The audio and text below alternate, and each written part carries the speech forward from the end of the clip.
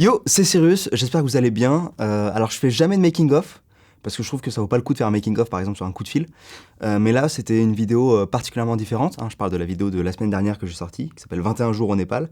Si vous ne l'avez pas vue, allez la voir, et ensuite revenez ici. Alors pourquoi j'ai fait cette vidéo? Alors déjà en fait, j'avais vraiment le besoin, la nécessité d'être seul, parce qu'on est toujours entouré de gens, de choses, on est dans le flux tout le temps, et j'avais besoin un petit peu de me déconnecter de ça. Vous savez, quand on travaille seul, ce qui est mon cas, et quand on travaille pour soi, et ben ça s'arrête jamais en fait. C'est-à-dire qu'il n'y a pas d'horaire de boulot, on pense jamais à soi pleinement qu'à soi, et je sentais que j'avais besoin de le faire. Donc je l'ai fait de manière assez extrême. C'est que je suis parti, je voulais aller dans une sorte de centre de méditation. J'ai vu qu'il y en avait dans plusieurs endroits du monde, il y en a partout dans le monde, mais il y en avait à Katmandou. Et pour le coup, comme je dis dans la vidéo, Katmandou, ça sonnait bien, ça avait l'air cool. Donc je suis parti là-bas. Et je me suis dit, je peux pas faire un voyage comme ça sans vous amener avec moi. Et c'était aussi l'occasion de faire une vidéo qui ne ressemble pas à ce que je fais d'habitude. Parce qu'en fait, une de mes frustrations, c'était que je sais faire du montage, je sais faire de la prise de vue, je sais raconter des histoires, enfin je pense. En tout cas, j'en ai l'envie parfois, j'ai envie de le faire. Et je peux pas vous le montrer. Parce que un coup de fil, ou un pop-up, ou un Seriously, ou un Ask, c'est génial. J'adore ça, mais ça me permet pas de vous montrer d'autres choses que je peux pouvoir faire. Et voilà, je voulais vous montrer cette facette aussi de ma personnalité. Et donc cette vidéo-là, c'était le meilleur moyen de le faire. Donc voilà, c'est pour ça que je l'ai faite. Après, la vidéo s'est affinée au fur et à mesure du voyage. En fait, je pense que ça se sent dans la vidéo, mais je sais pas forcément où je vais. Je sais juste que j'ai envie de vous montrer un truc. Et plus le temps avance, quand j'étais au Népal, et plus ça prenait forme dans ma tête. Et donc j'écrivais beaucoup pour voir quelle histoire je raconte, où est-ce que je vais. Et donc j'avais cette piste avec Matindra, j'avais d'autres pistes si ça se faisait pas. Donc ouais, c'était assez intéressant à ce niveau-là. Clapotis de l'eau, voiture dans la ville, bruit de tigre, des bruitages très divers, très variés. Mais je suis un professionnel et j'ai des super techniques. Je vais vous en montrer quelques-unes. D'abord, l'orage. Très simple. Alors comment s'est déroulé le voyage? Le voyage s'est déroulé en 2 temps clairs. D'abord, il y avait une dizaine de jours dans un centre de méditation, où là, pour le coup, j'avais pas le droit ni de parler, ni de sortir. On a pris tout mon matos électronique. C'était une expérience assez forte, mais du coup, j'avais pas le droit de filmer quoi que ce soit. J'ai vu un commentaire qui me parlait du fait que quand j'y étais, forcément, je pensais à ma vidéo, etc. Oui, mais si j'avais pas ma vidéo, j'aurais pensé à autre chose. Et tous ceux qui font ce genre d'expérience, ils pensent soit au passé, soit au futur, et c'est pas grave en fait. Les pensées viennent et partent. Tu vois, c'est comme des nuages. Tu les regardes, ça vient, ça part. C'est le propre de l'esprit humain. Donc le but, c'est pas de lutter contre ça, c'est de l'observer plutôt. Et en l'observant, tu te recentres. Mais pour le coup, je suis resté un jour de plus là-bas pour pouvoir prendre les images que j'ai prises pendant la séquence sur la méditation, où on voit ma chambre, où on voit un bâtiment, où on voit quelques décors que j'ai filmés là-bas. Et les plans de drone au-dessus de ce truc-là. Ensuite, là où j'ai commencé à pouvoir filmer, c'est les 10 jours qui ont suivi, parce que je suis resté en gros 21-22 jours au Népal. Et là, j'étais à Katmandou. Ensuite, j'ai voulu faire un tour. Sauf qu'en voulant faire mon tour, je passais par Pokhara. Et là, il y avait une petite famille qui faisait du café et tout. Je me suis posé chez eux et en fait, j'ai pas bougé. En fait, genre, je voulais faire un tour et j'ai pas du tout fait de tour, quoi. Je suis resté là-bas et donc il y avait des décors magnifiques avec ce lac, etc. Et je suis revenu juste pour la pleine lune et une fête religieuse qui s'appelle Gai Jatra. Et donc ça, c'est tout ce qui est à la fin de la vidéo. Mais la question de est-ce que filmer m'a gêné pendant que j'étais complètement hors du centre, la réponse, je vais pas te mentir, c'est parfois ouais. Parfois, t'as pas envie de sortir ta caméra, machin, la foutre sur un trépied et marcher, quoi. Tu vois, parce que tous les plans où je marchais, t'as pas forcément envie de faire ça. Je l'ai pas trop fait non plus. Tu vois, j'ai su m'accorder les moments dont j'avais besoin et j'ai su m'accorder les moments où, genre, il fallait travailler un minimum. C'est toujours cette voie moyenne, tu vois, la modération, un petit peu. C'est un principe qu'on retrouve, que ce soit chez les stoïciens ou dans la philosophie du Bouddha, quoi. Donc oui, forcément, ça m'a gêné un tout petit peu parfois, mais au global, non. Au global, non. Tout ce qui est la faune et la flore, par exemple les insectes. Très simple les insectes. Une brosse à dents. Et là ça fonctionne. Alors au niveau du matériel, j'avais 3 trucs pour filmer principalement. J'avais mon Canon 6D, j'avais le drone, et j'avais, je pense, l'appareil qui m'a le plus servi de tout le voyage. C'est un iPhone 6S Plus. Quand je l'ai acheté, je me suis dit, ça coûte une blinde quand même. Et c'était un moment où je voulais m'acheter une caméra secondaire en plus, genre type GoPro, etc., pour faire des vlogs, parce que j'avais déjà un peu cette envie de vlogger. C'est pas du tout un placement de produit pour Apple. J'ai pas été rémunéré pour dire ce que je vais dire. Tous les plans que je prends dans un taxi ou dans le bus ou tout ça, ça c'est pris avec l'iPhone. Il y a un stabilisateur optique, donc ce qui fait que c'est fluide, quoi. Stabilisateur optique que j'ai même pas dans le réflexe.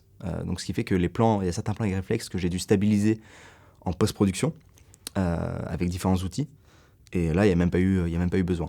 Donc ça, c'était mes trois trucs pour prendre de l'image et pour prendre le son. J'avais un Zoom H4n qui fait toujours le taf, qui est toujours là quand il y a besoin. Donc voilà, c'était juste le petit point matos. Pour cette vidéo, je voulais que le son soit fait exprès, déjà pour des raisons légales. J'essaie toujours dans mes vidéos, et ça sera de plus en plus le cas, d'utiliser que du contenu qui est soit libre de droit, soit qui m'appartient.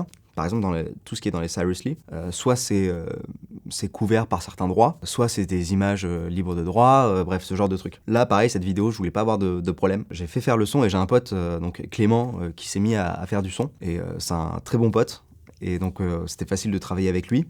Bonjour, je m'appelle Clément, je suis un pote de Cyrus depuis 5 ans.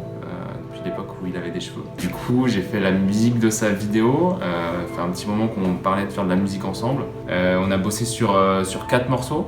On a bossé donc sur le morceau d'introduction, donc le morceau où justement on a l'introduction de la vidéo, donc l'annonce de son départ, l'aéroport, voilà. Donc c'était vraiment une espèce d'introduction à l'ambiance presque sonore et des images. Donc très atmosphérique, beaucoup d'ambiance, avec une petite mélodie de piano qui traduit un petit peu l'évasion, le voyage. La seconde, donc c'était une vidéo sur la méditation. Donc en fait on a travaillé à partir de sons que Cyrus avait directement enregistrés là-bas, notamment le bruit de porte de la cellule de méditation, sa propre respiration.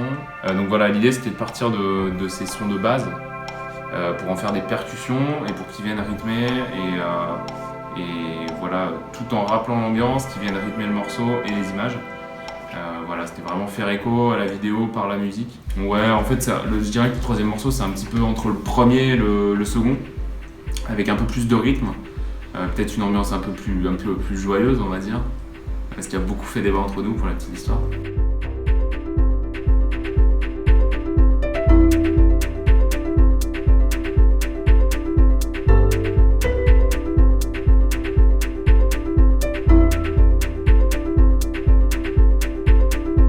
Voilà, on avait besoin que ça soit rythmé parce que la séquence est finalement assez courte. Voilà, il y a une quarantaine de secondes de musique.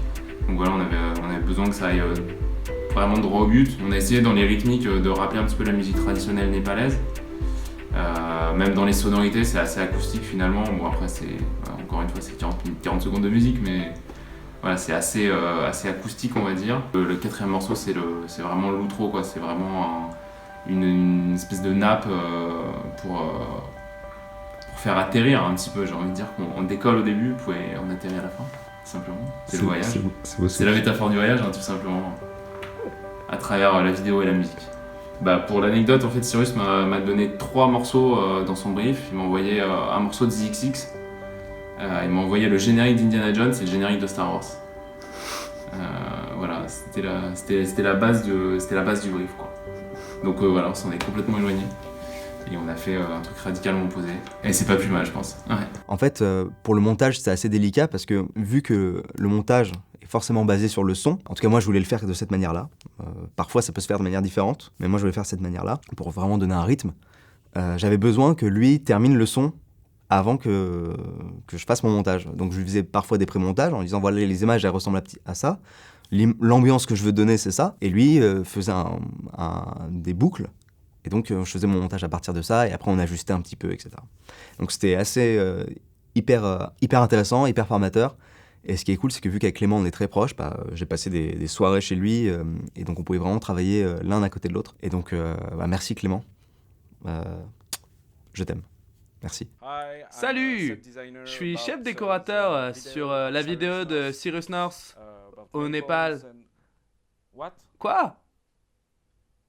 Oh! Ils pensent que Cyrus North est vraiment allé au Népal. Il y a eu plusieurs défis sur la vidéo. Déjà, c'est la première fois que j'utilisais un drone. Expérience folle, j'adore piloter ce machin, c'est génial. Le défi dans la vidéo, c'était de pas mettre trop de plans de drone pour pas que ça fasse trop hey, regarde, j'ai un drone et voilà, c'est facile.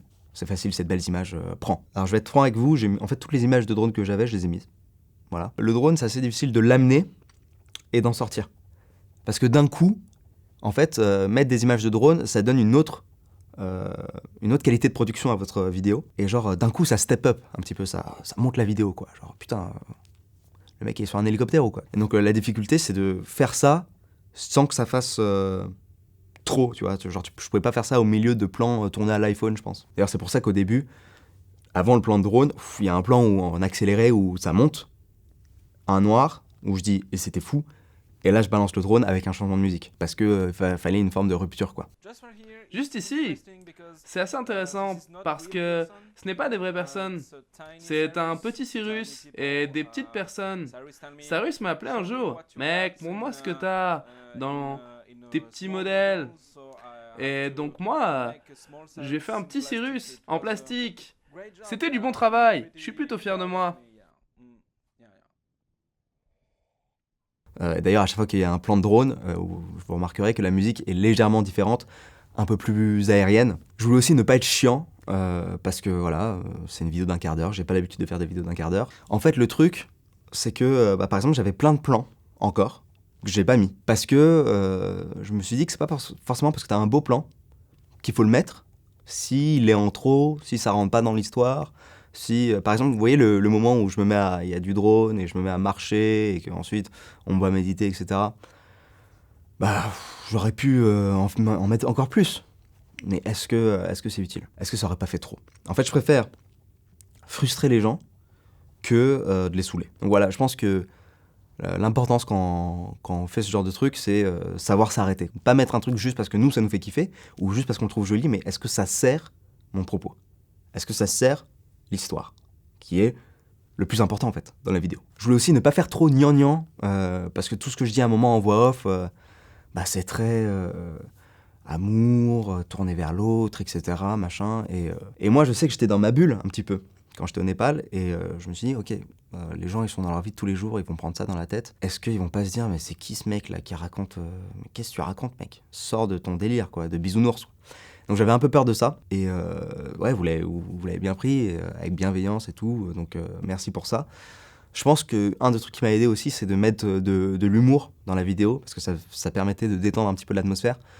Et ce côté, je vous dis des trucs sérieux, mais je me prends pas au sérieux non plus. Et en même temps, les vannes sont venues un peu naturellement, quoi. Genre, ça me fait chier de faire une vidéo qui moi-même me fait pas sourire au moins une fois, quoi. Donc voilà, je pense que ça a aidé un petit peu à ça aussi. À la fin, quand je suis dans les fêtes religieuses, tout le son qui est pris, il est pris avec le micro interne de ma caméra, qui est un 6D, un Canon 6D. Donc le son est absolument dégueulasse. Alors en fait, ce que j'ai fait pour que le son soit pas trop dégueulasse non plus, c'est que, et si vous réécoutez, vous vous rendrez compte, j'ai pris à chaque fois dans les séquences, une séquence de son que j'ai traitée. Donc c'est-à-dire que je l'ai réduit, j'ai mis des filtres, etc., de sorte que le son soit plus agréable. Et je l'ai répété. Et en fait, ça fait comme une boucle. Donc en fait, si vous écoutez bien, à la fin, notamment sur tout ce qui est Gaï Jatra, donc la fête qui était en plein jour, c'est une boucle de son qui est la même pour une séquence et la même pour une autre séquence. Et donc je suis content, ça se voit pas. Et c'est pour ça aussi que ces séquences-là sont très courtes, parce que si c'était plus long, ça aurait été, avec le son, ça aurait été vraiment désagréable. Et pour le coup, la séquence de nuit, elle, c'est pas un loop. C'est pas un loop parce que j'avais pas enregistré assez de temps pour avoir une marge de manœuvre et prendre un loop, donc une boucle qui m'intéressait. Aussi pour avoir le son qu'on entend, genre observe the reality as it is, not as you would like it to be, but as it is. Voilà, cette voix-là qui est vraiment profonde et tout. Je pouvais pas l'enregistrer parce que comme je l'ai dit, j'avais pas de matériel technique sur moi. Du coup, j'ai acheté le CD de discours de ce mec-là, et j'ai pris ce passage-là du CD. Donc c'est pour ça aussi que la qualité est plutôt bonne, etc. Donc c'est la seule chose que j'ai trouvée pour pouvoir réussir à vous filer ça. Mais c'est les sons que j'entendais. Encore une fois, je déforme pas la réalité, mais je la mets en scène. Dernier challenge, imiter le Népalais. J'ai développé une technique assez particulière, mais très efficace également. We have a huge problem of electricity in Nepal. Concernant tout ce qui est méditation, j'en ai pas beaucoup parlé dans la vidéo, parce que je sais pas. En fait, la vidéo, c'est un mélange de beaucoup de choses. C'est un mélange entre un vlog, un court-métrage, une vidéo où je donne des informations aussi sur le Népal, un petit côté docu. Si en plus je faisais un focus sur la méditation et expliquer tout le processus qu'il y a derrière, je sais pas, je trouvais que ça faisait un peu trop et j'avais peur de gâcher un petit peu cette recette-là. Parce que j'étais déjà sur un truc un peu expérimental, donc voilà, je voulais pas faire trop d'un coup. Mais en même temps, c'est aussi parce que j'ai trouvé le moyen de l'exprimer, ce truc-là, via la scène. En fait, alors j'étais à un festival qui s'appelle Frames à Avignon, où j'ai testé sur scène, donc j'ai fait une conférence d'1 heure qui s'appelle Spinoza, Épictète et Bouddha entrent dans un bar, où j'explique en fait tout ce que j'ai pas expliqué dans la vidéo, c'est-à-dire tout le processus intellectuel qu'il y a eu et qui mène à cette sérénité, etc. Et ça, c'est un truc que j'ai envie de garder exclusivement, pour l'instant, à l'IRL, c'est-à-dire à la scène, parce que je trouve que c'est beaucoup plus facile d'en parler en vrai, vu que c'est de l'expérientiel, et c'est pas forcément de l'intellectuel. Et moi, sur ma chaîne, j'essaie de faire des trucs qui sont toujours très raisonnés, vous voyez. Genre, par exemple, Seriously, j'essaie que ce soit le plus possible chiffré, avec des chiffres, etc. Le coup de fil, j'essaie vraiment de... Alors non seulement c'est même pas mes idées, c'est les idées des philosophes, mais j'essaie de faire ça de manière très concrète, quoi. Même si ça reste des concepts, ça suit un fil rouge et c'est très mathématique, finalement. C'est il y a ça, donc il y a ça, or on avait ça, ce qui fait ça. Vous voyez, ce genre de truc, j'aime bien quand c'est comme ça. Et là, pour le coup, c'est très différent, c'est un truc qui est beaucoup plus dans l'émotion, dans l'expérience perso, et je trouve ça mieux d'en parler en vrai. Donc je suis en train de réfléchir à une sorte de spectacle. Ça sera un spectacle qui en même temps drôle et en même temps où je balance tout ce discours-là et j'espère vous apprendre plein de trucs. Donc voilà, ça fait partie des trucs qui sont en projet de fond. Il faut que je le teste, je sais pas comment, mais à Avignon ça s'est très bien passé. J'ai eu vraiment d'excellents retours. Maintenant on va voir ce qui s'ensuit. Voilà. Je vous tiens au courant de toute façon sur les réseaux, comme d'hab. Sur cette photo, on peut voir une rue avec beaucoup de bruit, beaucoup de gens, mais ce n'est pas une rue du Népal. Non. Non. Non, c'est une rue de Besançon. Et enfin, hyper important, les retours de Madindra. Madindra, sa cagnotte, ça va super bien. La dernière fois que j'ai regardé, il était à 3 500 $, je crois. Et il avait commencé, avant la vidéo, il était à 700 $. Donc, vous êtes fous, quoi. Merci, ça défonce. Merci pour lui. La vidéo, au niveau de ses retombées à elle, c'est juste les meilleurs retours que j'ai jamais eu. La vidéo, j'ai jamais eu une vidéo qui a été autant partagée.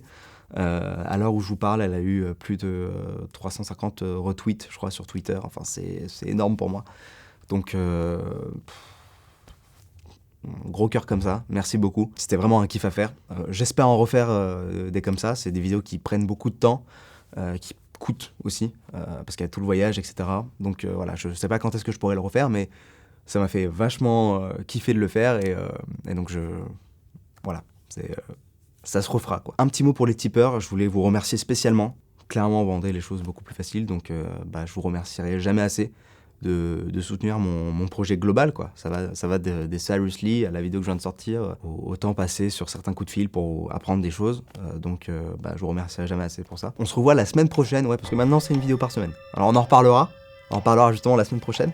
Mais la semaine prochaine, on se retrouve pour une annonce. J'ai envie de vous annoncer un truc. Les projets de cette année. Donc voilà, j'espère que vous serez au rendez-vous. Et je vous envoie beaucoup d'amour. Voilà. Gros bisous et prenez soin de vous.